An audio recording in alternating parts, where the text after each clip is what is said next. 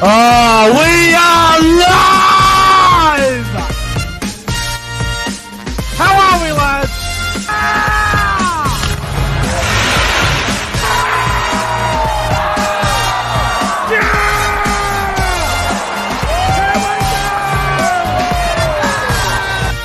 Come on, the footy! The footy's back!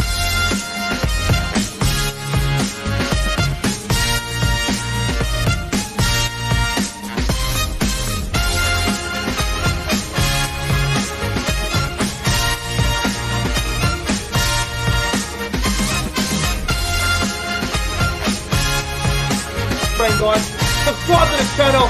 5, 4, 3, 2, 1.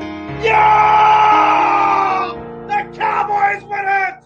Woo! Hello, welcome back to the YouTube channel. I'm Nick from Australia. Welcome to the Friday Night Football review for round 4 of the 2022 NRL season. And to help me review both games of football tonight between the Sharks and the Knights and the Panthers and the Rabbitohs is the great man himself, Proenzo Vids. Lorenzo, thanks for joining me once again for the Friday Night Football review. No worries, bro. Good to come on here again and review the games. Yeah, I don't know. Not a lot said with some of them, but yeah, I guess it'll be good to review them either way.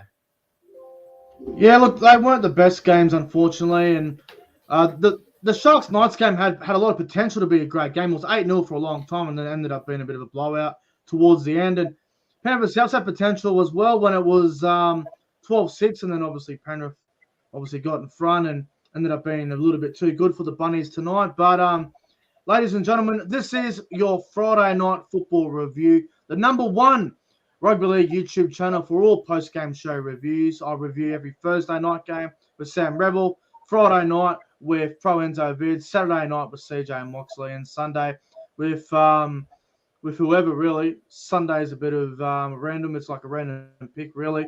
But welcome back to the channel. If you're new around here, make sure you go ahead and like the live stream, subscribe to the channel if you're new around here as well. All the new subscribers lately have been very good, and I appreciate everyone that has tuned in. But Proenzo Vids, before we get into the review, do you have a favorite game from tonight? Obviously, they weren't the best, but do you have a game that you preferred tonight? That was the better one.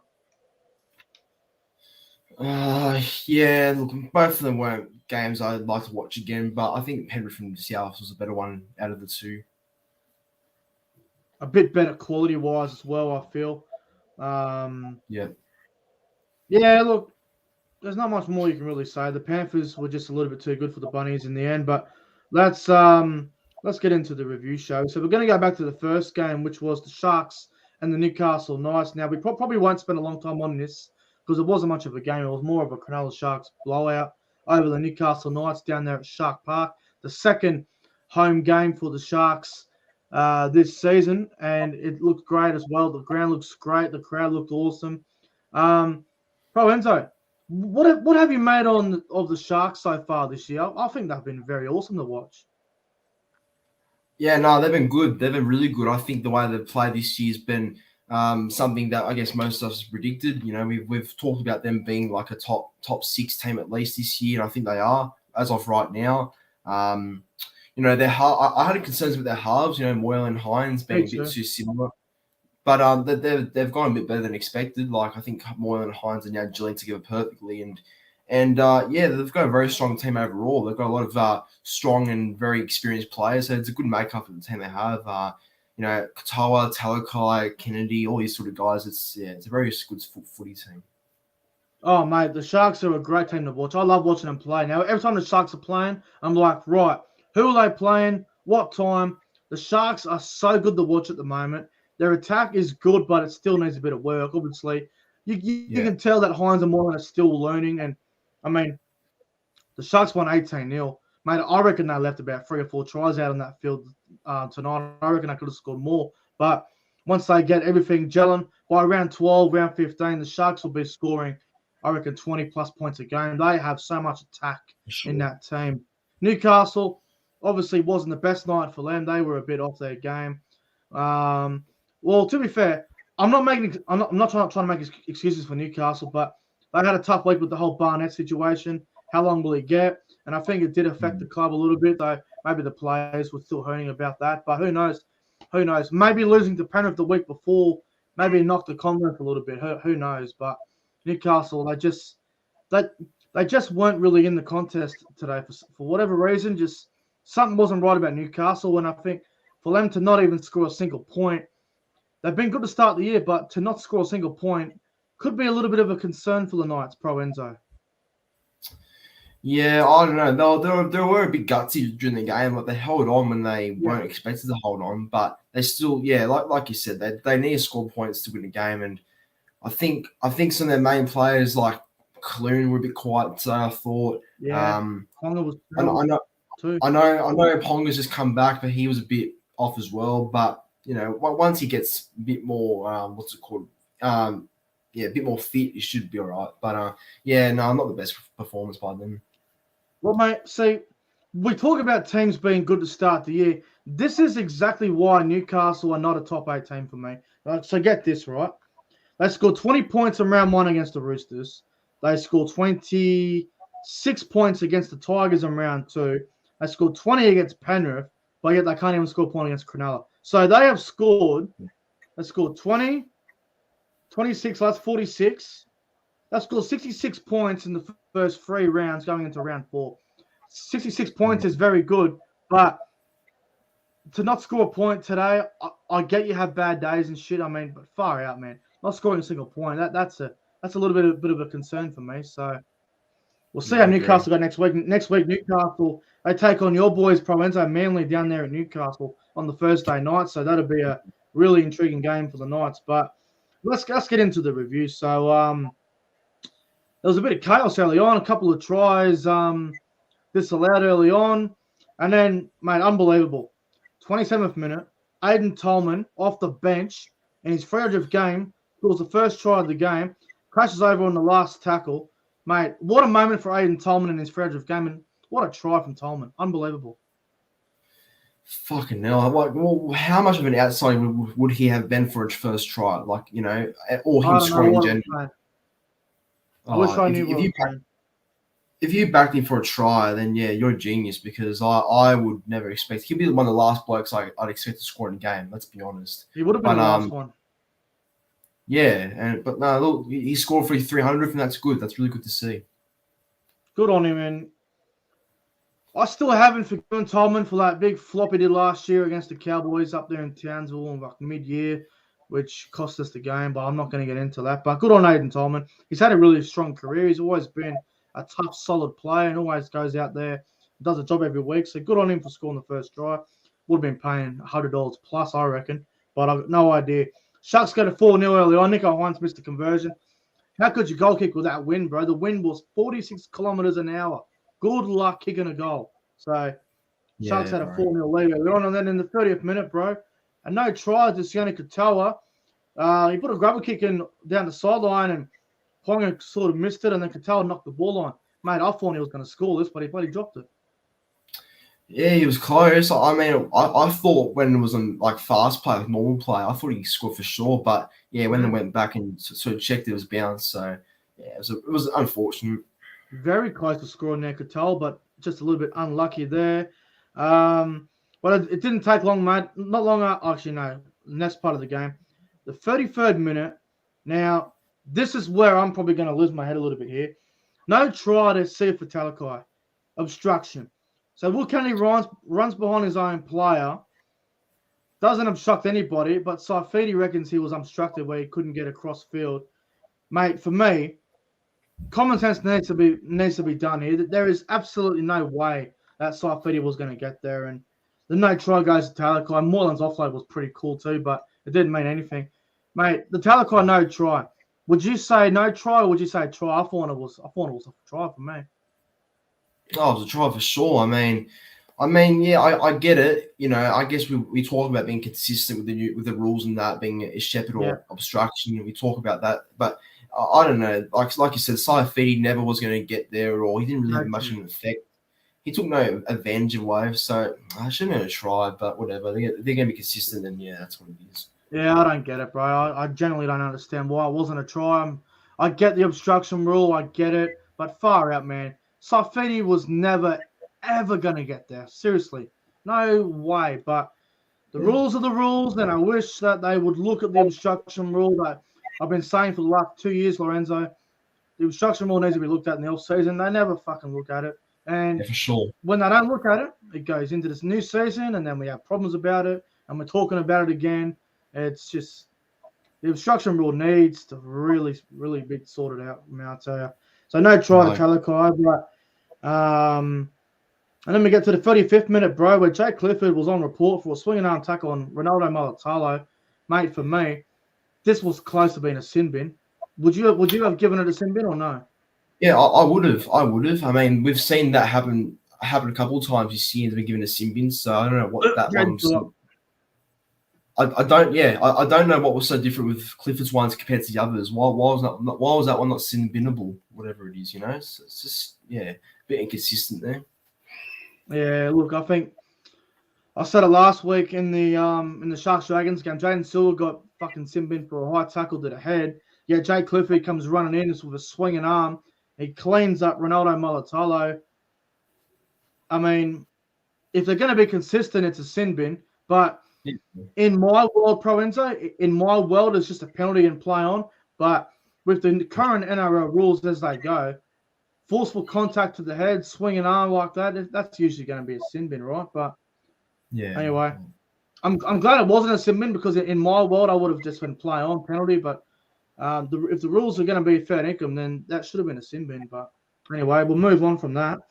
And then we get right before half time. And now, I don't know about you, Perenzo, but I reckon this is the try that just sucked the life out of the Newcastle Knights. This try from Sione Katoa absolutely sucked the life out of the Knights, in my opinion, bro. 39th minute, Sione Katoa with one of the best corner tries I've seen in a while. Sharks go right to Moylan, to Hines, to Kennedy, to Ramian and Katoa. Sione Katoa in the corner.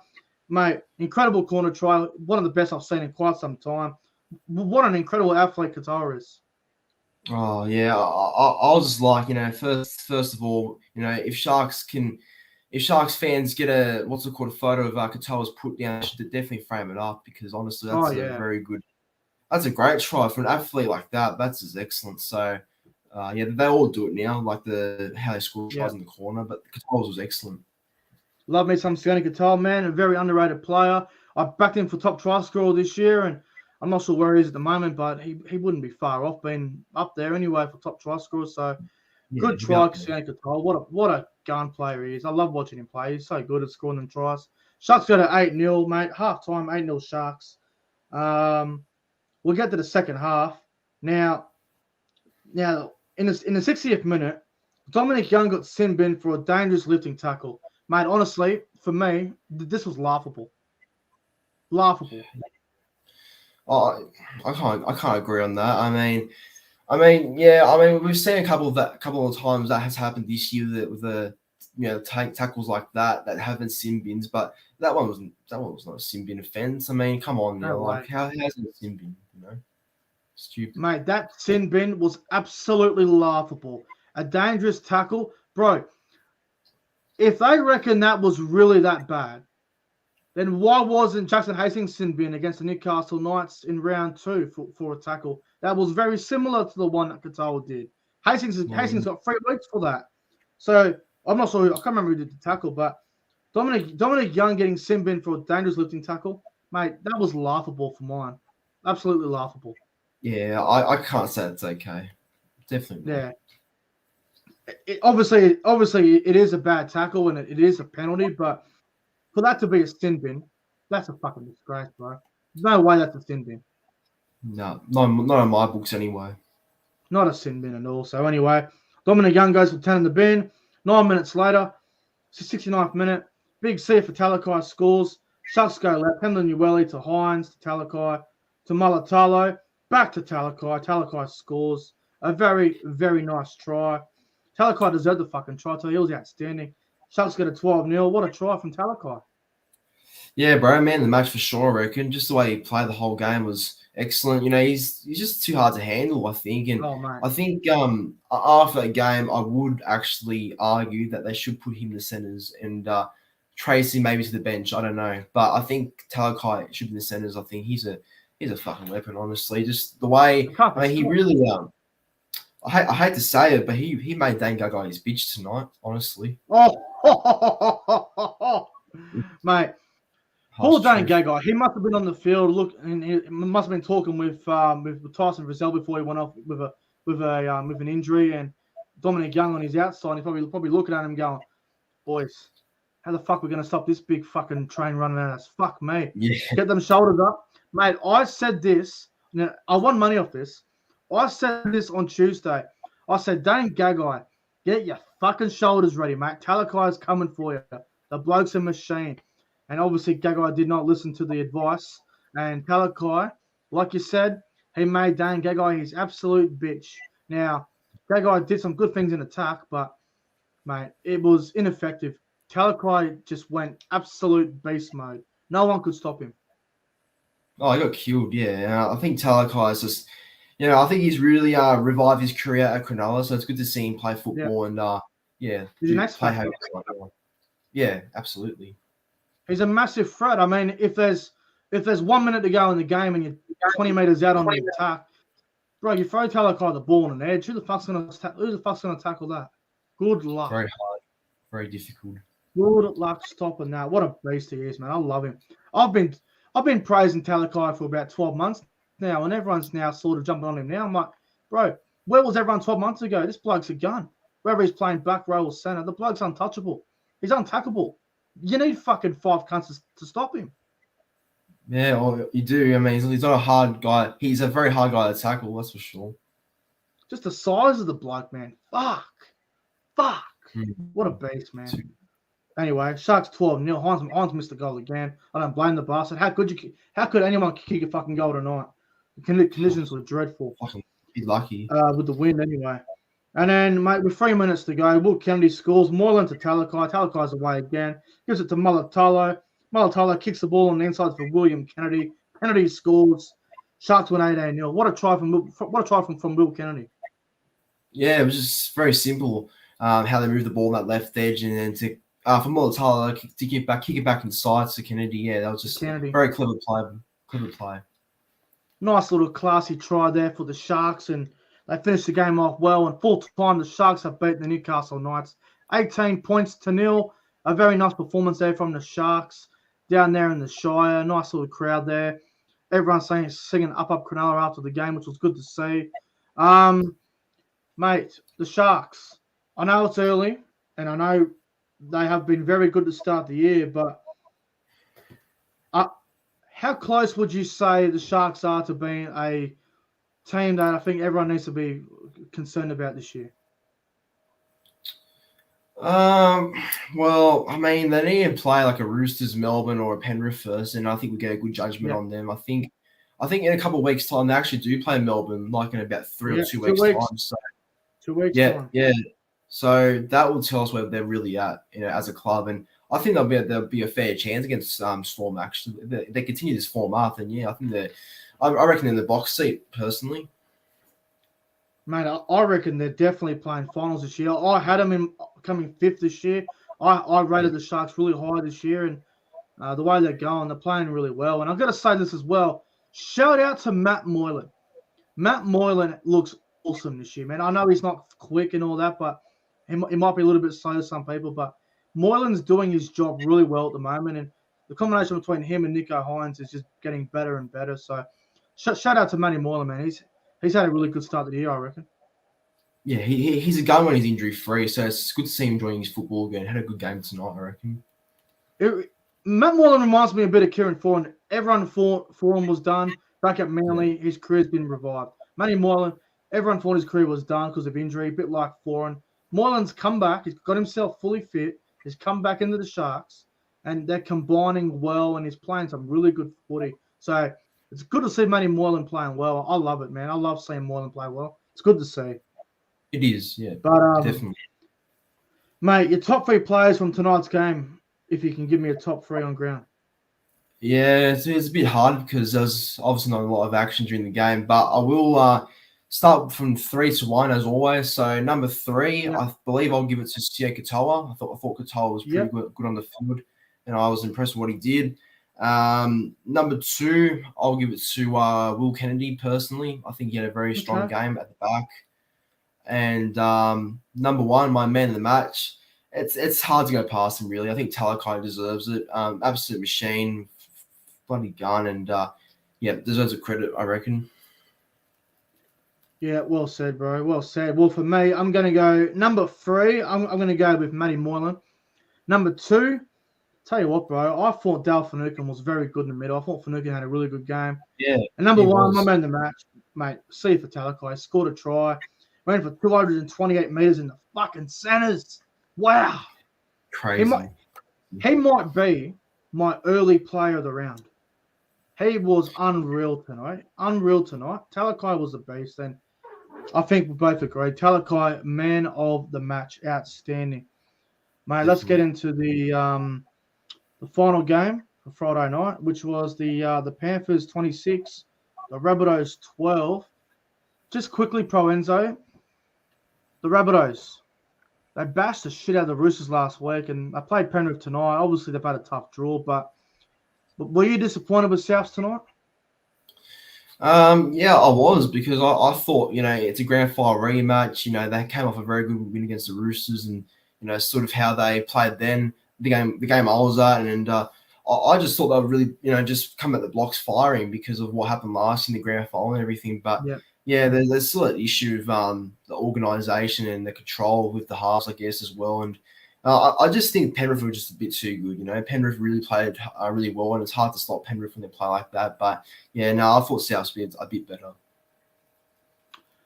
Yeah, look, I'm with you. I thought Souths were a little bit off. They were a little bit off, and I thought they would have been better. I mean, it's a grand final rematch, for fuck's sake. You lost the game because of an intercept, and you lost the game because of a kick that would have made it golden points. So, far out, man. I thought Souths, they were very slow. I thought Penrith were going to run away with it early on, and then Souths obviously fought their way back. The intensity wasn't there like it was against the Roosters, and I was hoping it would be. But, yeah, I think Souths were just a little bit exposed, and I thought Penrith was far too hungry. And, look, going to play Penrith right now is like going to play Melbourne and Melbourne. It's just a very tough ask. Yeah.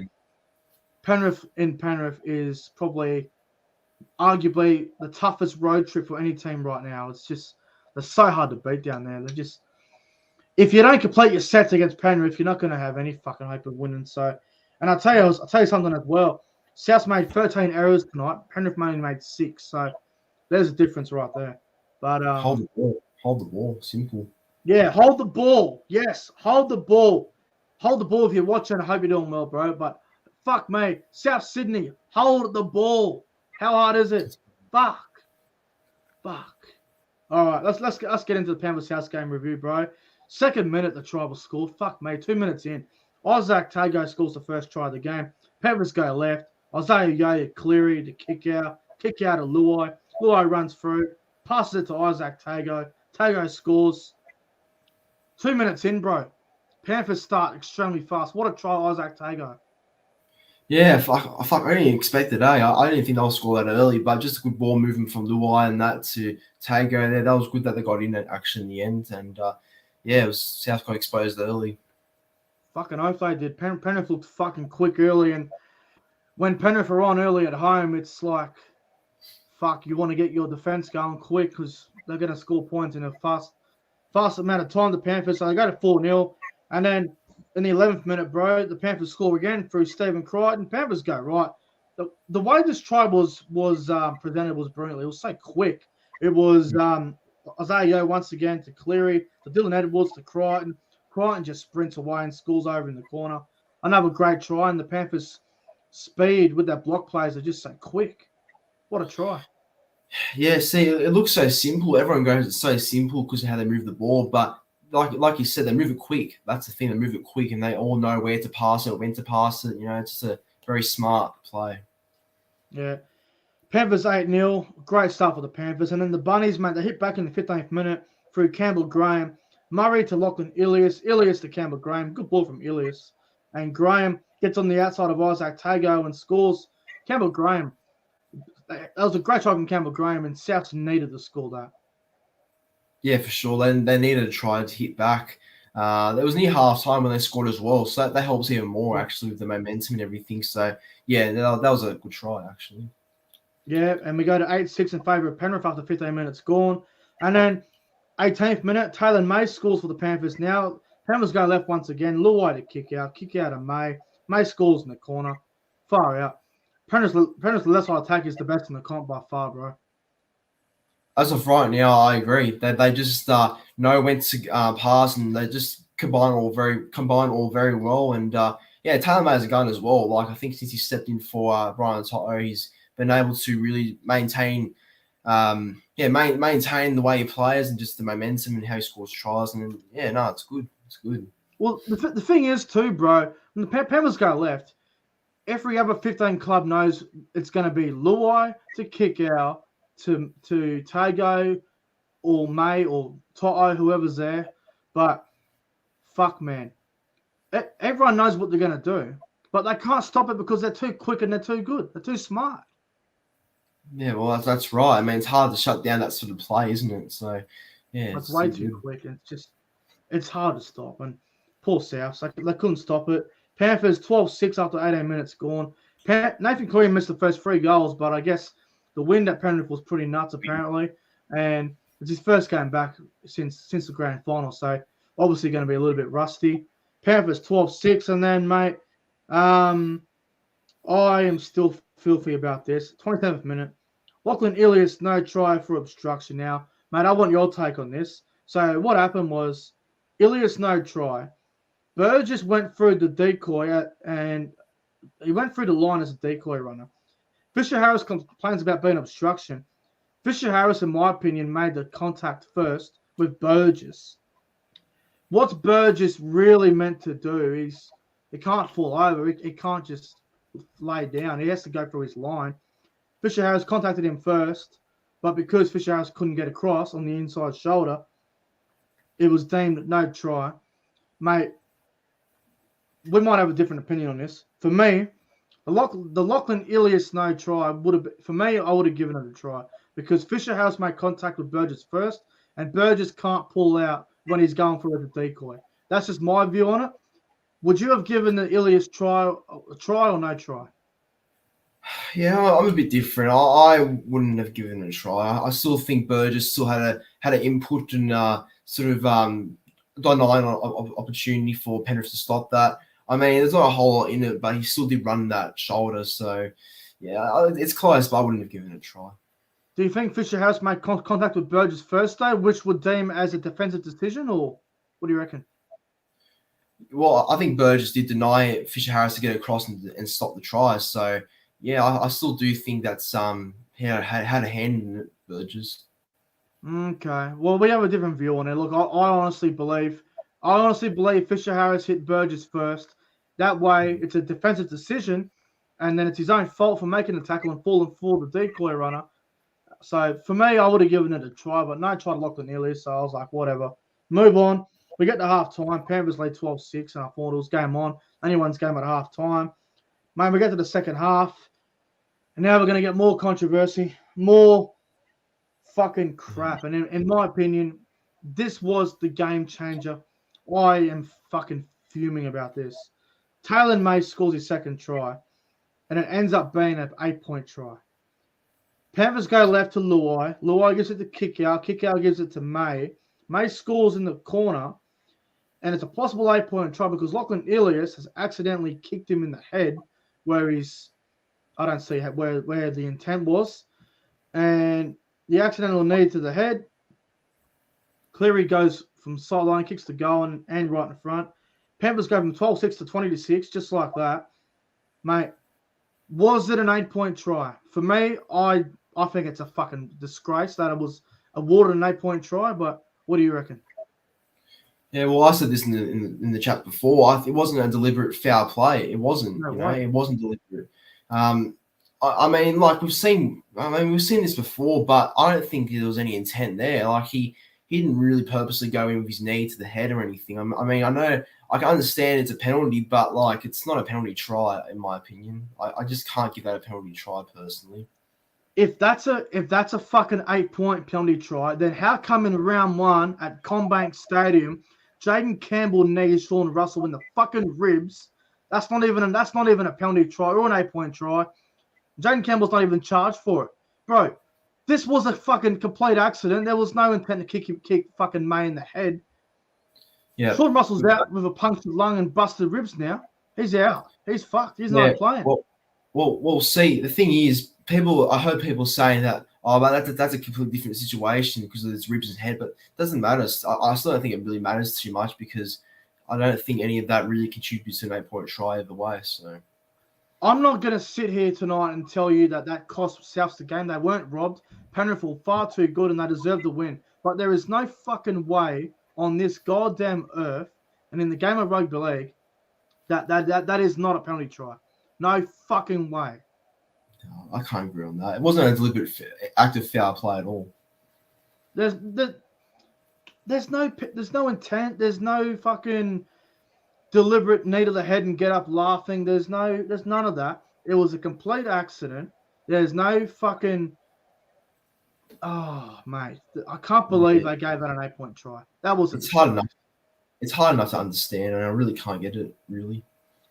I just want to know, why is it an 8-point try? Where's the intent? Where's the deliberate act? I mean, Lachlan Ilias is coming in to try and stop the fucking try from being scored. His leg ends up in the wrong position. That's not his fault. It's just how it happened. It's not an 8-point try. No way. He's going for a tackle and just happened to be his knee going in first. And that's why everyone's blowing up all of a sudden. Jaden Campbell did the exact same fucking thing in round 1 against Sean Russell at Bankwest Stadium. Ain't no way. I can't believe this, man. I can't fucking believe it. I'm fucking fuming about it. Yeah, it's not the right call. So it did, like I said, it did not cost Souths the game, but it fucking changed the momentum of the game.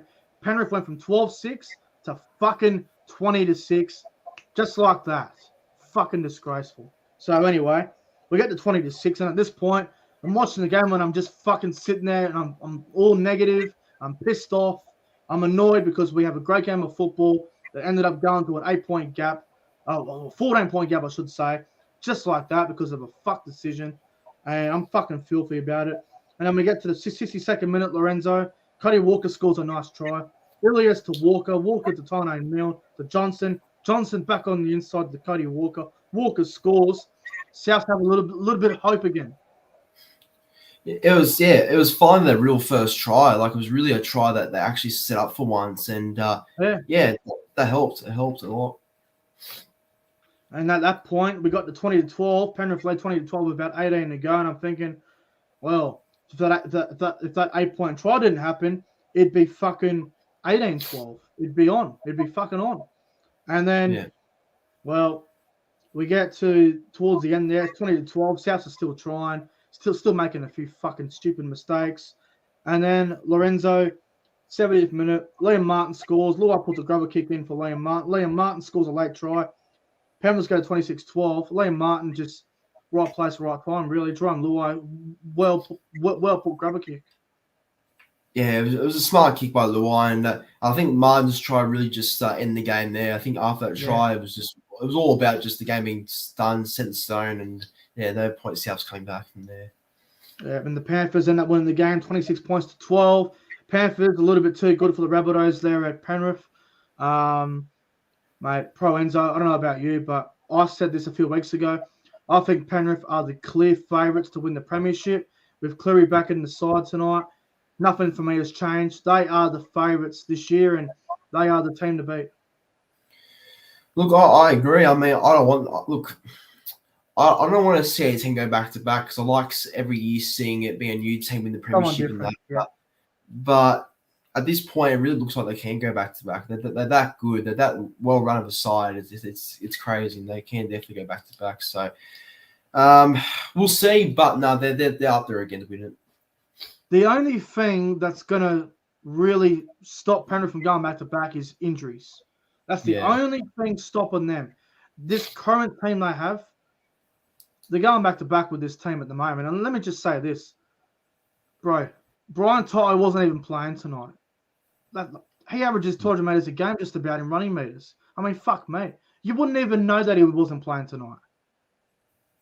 Yeah, no, that's right. You wouldn't because Talon May was that good as a replacement.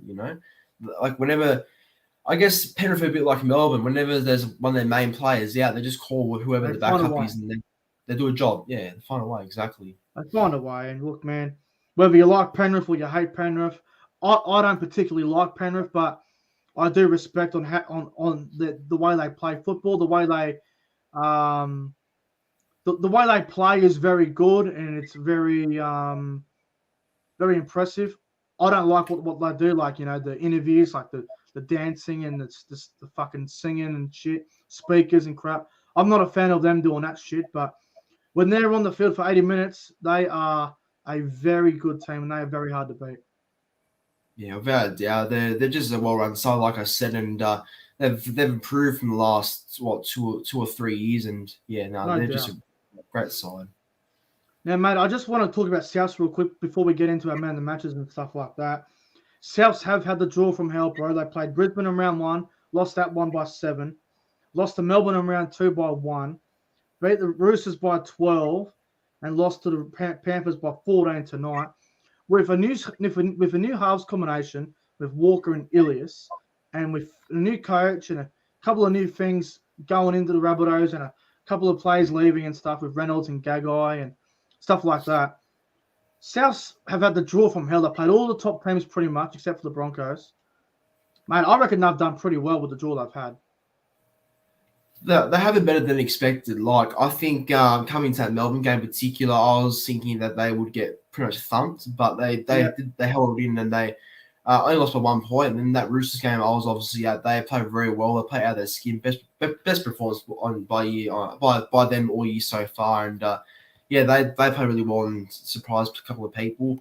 And then tonight, yeah, look, they weren't great tonight, but they still were good enough to sort of hang in there. And Yeah, they did stay in the fight, and that yeah, obviously that 8-point try that went against them that did rock them a little bit, but they kept fighting, which was good to see.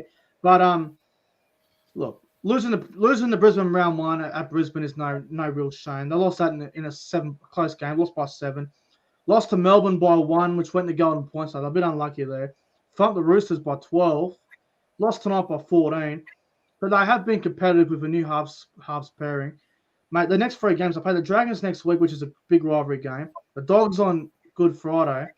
And then they play the Tigers at CommBank. I see 2 or 3 wins. They could win the next 3, but they don't have a bad draw now. But they are a team that I think will bounce back and be better for the run. yeah, like you said, the next 3 games are they're not hard. They're all winnable, but I think the way they're sort of playing at the moment tells me that they might lose to either a Dragons or Bulldogs, in my opinion, at this rate. Maybe Okay. just depends how they turn up, but it's not terrible at all. They win those games, like you said. It's a lot better than playing Melbourne, Roosters, and Panthers all back to back to back. So That's right. Yeah. they have had the draw from hell. They get a lot of draw now, but mate, with the way the season's going this year, no game's fucking easy anymore. No game's easy. Mate, just on Penrith, they have a pretty easy draw coming up, bro. They take on the Dogs next week, the Broncos the week after, and then they take on the Raiders. Realistically, they should win all them games. Oh yeah, they should. I mean, the way they're playing, they could pretty much beat anyone in the competition. So that's a pretty good draw for them coming into the next couple of weeks.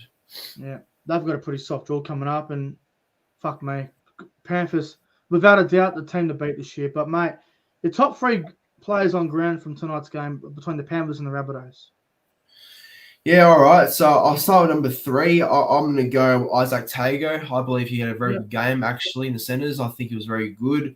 Number 2, I'm going to give it to number 2. I'll give it to Stephen Crichton. I thought Crichton was pretty good in the way he played. He's a very consistent player. And number 1, my man of the match, I'll personally give it to Jerome Luai. I thought he steered that team very well tonight. Some of the plays he did was very good for the way they won the game. And yeah, classy player, Luai, and I think did a really good job in the win tonight. Yeah, well said, bro. Well, for me, I'm going to go number 3, Isaiah Yeo. Once again, I thought in the middle. I thought he was out of this world, Isaiah Yeo. Number 2, I'm going to go with the Panthers left winger, bro. Taylor May, I thought he was outstanding on that wing, scoring 2 Yeah. tries, and thought he's really, really stepped up since Brian Tyler's been out with an injury. And number one, bro, my man of the match, I'm giving it to Dylan Edwards. I thought Dylan Edwards was outstanding tonight. Ran for 289 meters. I thought his running through the middle was great. His impact on the team was very good as well. I thought Edwards had a blinder. He's my man of the match. Yeah, that's a fair call. I thought Edwards was very good as well. The way he played, yeah, it helped a lot. And plus, that pass he gave on to Stephen Crichton early on in that game was a fucking great quick ball as well. But Penrith, too good tonight. And Provenzo Vids, mate, that's going to wrap up the Friday Night Football Review, mate. It's been good once again having you on for the Friday Night Football Review, mate. Thanks for coming on. Yeah, thanks, bro. Anytime. Thank you for having me on again. It was good to review both games, and yeah, keen for the rest of the weekend and what it brings. So thank you. Yeah, we got 3 massive games tomorrow for Super Saturday. We got the Warriors and the Broncos up at Redcliffe, Manly and Canberra down there at Mudgee, and to finish off with the Cowboys and the Roosters up there in Townsville. Anyway, guys, we're getting out of here for the Friday Night Football Review for round 4 of the NRL. The Sharks have beaten the Newcastle Knights 18 points to 0 down there at Shark Park, and the Panthers have beaten the Rabbitohs in the grand final rematch 26 points to 12 down there at Penrith Park or Penrith Stadium, whatever you want to call it. Anyway, guys, we're getting out of here. Hope you all have a fantastic Friday night, and we'll see you guys tomorrow for the Saturday Night Football Review. And after the Saturday Night Football Review, hopefully, I'll let you guys know in the morning, the late night show could be tomorrow night, but we'll see what happens. Anyway, guys, have a good night. Like and subscribe, and